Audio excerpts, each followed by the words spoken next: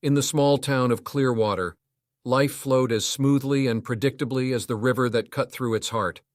The townspeople, content with their routines, seldom looked up from their daily grind. However, for Maya Jensen, recent weeks brought a series of peculiar occurrences that tilted her world into a spectrum she hadn't known existed. It all began one ordinary Tuesday. Maya, a librarian in her mid-30s, was sorting through a pile of returned books when she stumbled upon an old, leather-bound volume titled The Veil of Dimensions. Curious, she flipped through its pages. The book spoke of multiple dimensions, worlds that paralleled her own but operated under entirely different principles. The fifth dimension particularly caught her attention. It was described as a realm where consciousness expanded, and the constraints of time and space softened. That evening, as Maya walked her dog, Chester, along the familiar trails of Willow Park, the air felt unusually crisp. The colors around her seemed more vivid than usual, the greens of the leaves more lush, the sky a deeper shade of twilight blue. She shrugged off the sensation, attributing it to the clear weather. But then Chester paused, his ears perked up, staring intently at what seemed like nothing. Maya followed his gaze, but saw only the empty path. Yet she couldn't shake the feeling that they were being watched. The next day, Maya experienced her first undeniable sign. As she sat at her desk, the room around her appeared to gently warp, the edges blurring and then snapping back into focus. She blinked hard, thinking her vision was failing her, but when she looked again, her surroundings had settled. It wasn't until she overheard a conversation between two patrons about the illusion of time and dreams of flying without wings that she felt a chill run down her spine. They were describing scenes right out of the book she had found. Determined to understand what was happening, Maya spent every spare moment in the library researching dimensional theories and spiritual awakenings. She learned that those who begin to perceive the fifth dimension often find their senses heightened, experience shifts in perception, and develop an acute awareness of the interconnectedness of all things. They might feel out of sync with the world, as if they've touched a reality that others can't see. One afternoon, while organizing the archives, Maya came across an old map of Clearwater. To her surprise, it included a section of the town that she had never heard of before: Whispering Pines. Intrigued, she decided to investigate. The map led her to the outskirts of town, where the terrain became densely wooded. According to the map, Whispering Pines should have been right there, but all she found was an old, forgotten trail. As she walked down the path, the air thickened, and a gentle hum filled her ears. The atmosphere changed. The trees seemed to breathe with her, their leaves whispering secrets in a language she felt she almost understood. Then, quite unexpectedly, she stepped into a clearing and paused in awe. Before her lay ruins of what looked like an ancient temple, its stones covered in moss and etched with symbols that glowed faintly in the dim light. Maya approached the ruins cautiously. The air around her vibrated with an energy she could almost touch. She reached out a hand to the cool stone, and as she touched the carvings, the symbols shimmered under her fingertips. A surge of knowledge flooded her mind, visions of past and future, of earth and sky merging in a dance of light and shadow. She saw herself standing at the threshold of two worlds, the third dimension of her daily life, and the expansive, boundless realm of the fifth dimension. As the vision faded, Maya found herself back in the clearing, night beginning to fall. She knew then that her life was no longer the same. She was on the brink of an extraordinary journey, a journey into the depths of reality and consciousness. As she retraced her steps home, the world around her seemed both alien and intimately familiar. She was no longer just Maya Jensen, the librarian from Clearwater. She was a traveler between dimensions, a seeker of truths hidden in plain sight. With a heart both heavy and exhilarated, Maya understood that her awakening was just the beginning. There was much to learn, and she sensed that the challenges ahead were unlike anything she had ever faced. But for now, she needed to prepare, to gather knowledge and perhaps find others who had walked this path before her. As she neared her home, the stars twinkled overhead, whispering of mysteries waiting in the shadows of the known world. Maya looked up, her eyes wide with wonder and determination. The journey into the fifth dimension had begun. The following weeks were a whirlwind of discovery and confusion for Maya. Every day brought new experiences that defied her understanding of reality.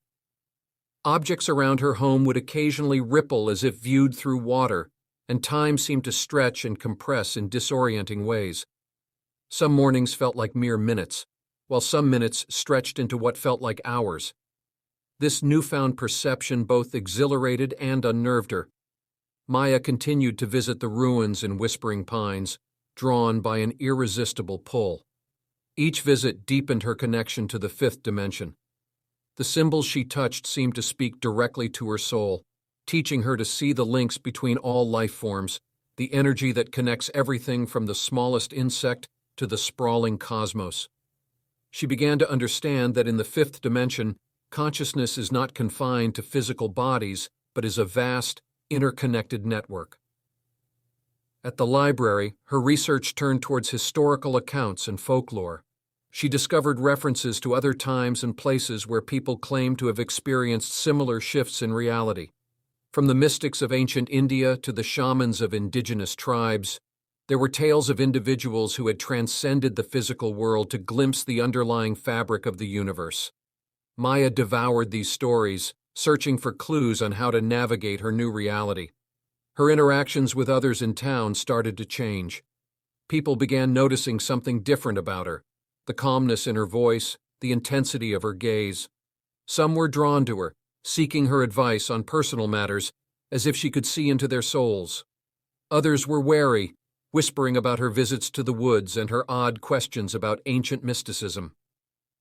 One day, while reading in her favorite corner of the library, Maya was approached by an elderly woman named Mrs. Finch. With a secretive glance around, Mrs. Finch leaned in and whispered, "I see the change in you, dear. You've touched the ancient wisdom, haven't you?" Surprised, Maya nodded, unsure how much to reveal. Mrs. Finch smiled, her eyes twinkling with shared knowledge. "I thought so. You're not the first, nor will you be the last. Our town has always been a crossing point, a place where the veils between dimensions are thin." She then handed Maya a small, weathered journal. "This was my grandmother's. It might help you make sense of things." Grateful, Maya took the journal. That night, she pored over its pages, which were filled with detailed drawings of the ruins and cryptic notes about celestial alignments and energy vortexes. Mrs. Finch's grandmother had been a guardian of sorts, one who watched over the dimensional gateways, ensuring they remained hidden from those not ready to see. Armed with new knowledge and reassured that she wasn't alone, Maya's confidence grew. She began experimenting with her ability to perceive and manipulate the subtle energies of the fifth dimension. She practiced bending light, altering her perception of space, and even attempting to project her consciousness into different locations. Each success left her hungry for more, pushing her deeper into the unknown. However, not all her experiments went smoothly. One evening, while attempting to project her consciousness to a distant city she had always wanted to visit, Maya felt a jarring snap, and a wave of dizziness overwhelmed her. She awoke on the forest floor, the night air cold on her skin, her head pounding with a fierce intensity. The experiment had failed, and the backlash was a stark reminder of her inexperience and the dangers of meddling with forces she barely understood. Shaken but undeterred, Maya knew she needed guidance. She remembered the interconnectedness of all consciousness she'd read about and decided to reach out mentally, calling for anyone or anything that could help. To her astonishment, she felt a presence responding, a warm, ancient consciousness that seemed both alien and familiar. "You are not alone," the presence whispered through her mind. "There are others who walk the path between worlds. Seek them out and learn from them." Heartened by this contact, Maya resolved to find these other travelers. She suspected that her journey would take her far beyond Clearwater, possibly to other corners of the world where dimensional crossings were known to occur. As she prepared for the next phase of her journey, Maya felt both the weight of her responsibility and the thrill of exploration.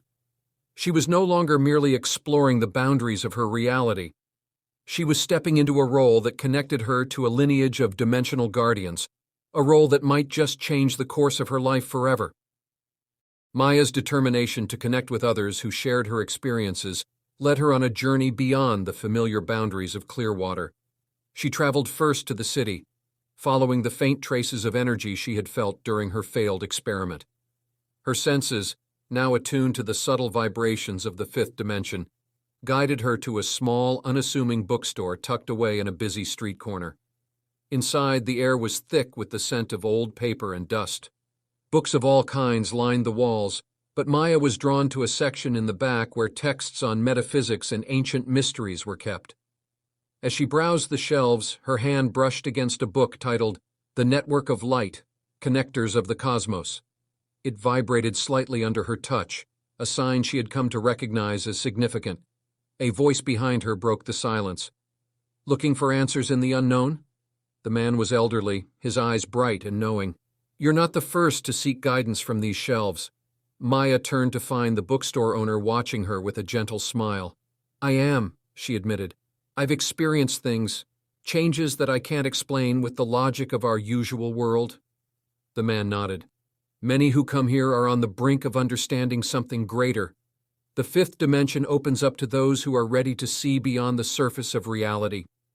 Encouraged by his words, Maya shared her experiences and her recent encounters with the unknown. The bookstore owner listened intently, occasionally nodding as if her story confirmed something he already knew.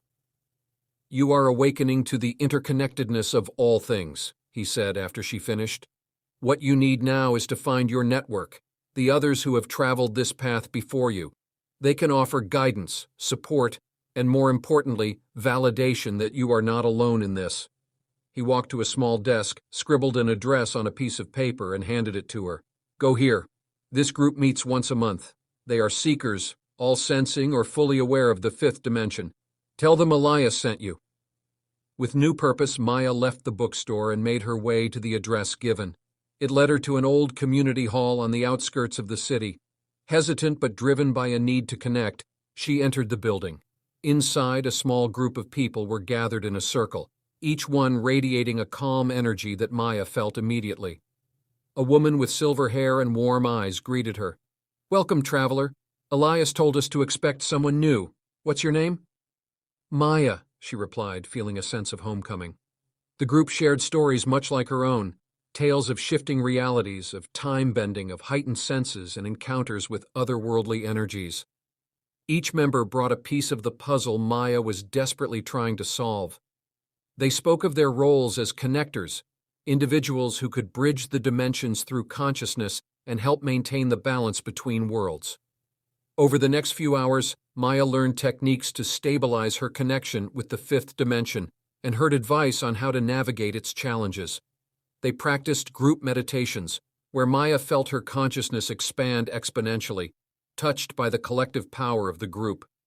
As the meeting ended, the leader of the group, the woman with silver hair, approached Maya.